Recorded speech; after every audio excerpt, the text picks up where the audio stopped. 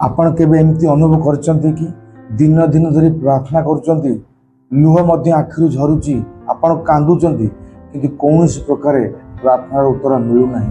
तेबे कौन ईश्वर आपणकर प्रार्थना को शुणुनांती ना सी आपण को अणदेखा करुचंती।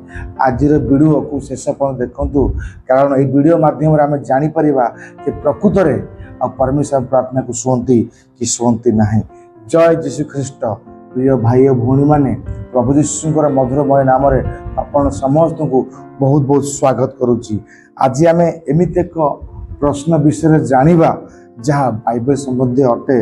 मु प्रार्थना तो करुच्ची तथापि मोर समस्या कहीं दूर हो नहीं। आसतु यह बाइबल आलोक आम बुझा से चार पॉइंट को बाछी जहाद्वारा आम जापर कि परमेश्वर कहीं मोर प्रार्थनार उत्तर दियंती नहीं। प्रथम पॉइंट होची परमेश्वर शुणु नांती बोली भावंतु नहीं।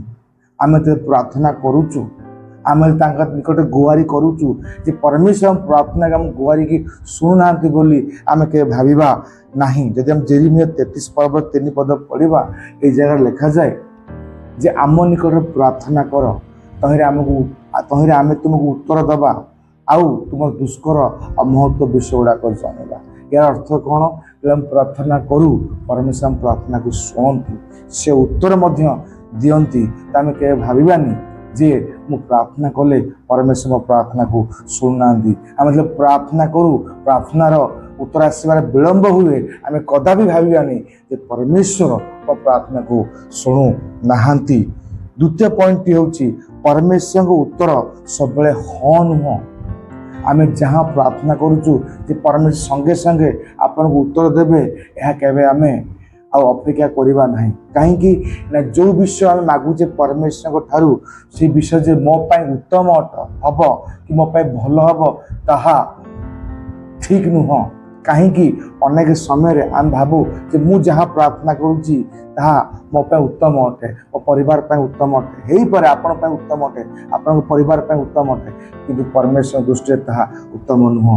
गोटे उदाहरण द्वारा बुझा गोटे पिला जदि बापा पाखु जाई कहबो बापा मते निया दियो बापा कौन दब कि उत्तम बापा ही तो केवे दबनी कारण बापा को जना अच्छी जदि मुझे निया दूची निया द्वारा निजर सी क्षति पहुँचेब।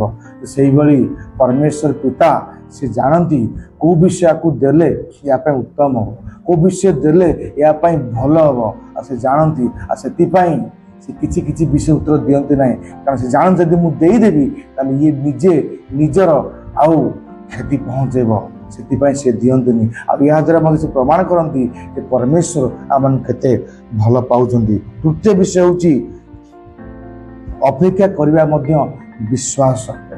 जिते आम प्रार्थना करूँ प्रार्थनार उत्तर आसेनी विलंब हुए आउ से आमर विश्वास बढ़े विश्वासर उन्नति घटे।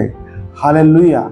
जदि आम जहाँ प्रार्थना करुचे आउ तार उत्तर संगे संगे आम पाइबा विश्वास मात्रा बढ़िब ना। आ बाइबल कहे ताहां संतोष पात्र मात्र विश्वास करने द्वारा ही हो पार। आम चाहूजे परमेश्वर किसी आशीर्वाद पाइबापी परमेश्वर आवश्यक करती विश्वास को। आम प्रार्थना करूँ प्रार्थनार विलंब घटे आसवाई उत्तर आसवाई आउ आमर विश्वास मात्रा जो बढ़े जहाद्वारा अवस्था आम से विश्वास को व्यवहार करी परमेश्वर ठारू आशीर्वाद प्राप्त हो पार। से अपेक्षा करने आउ विश्वास अटे।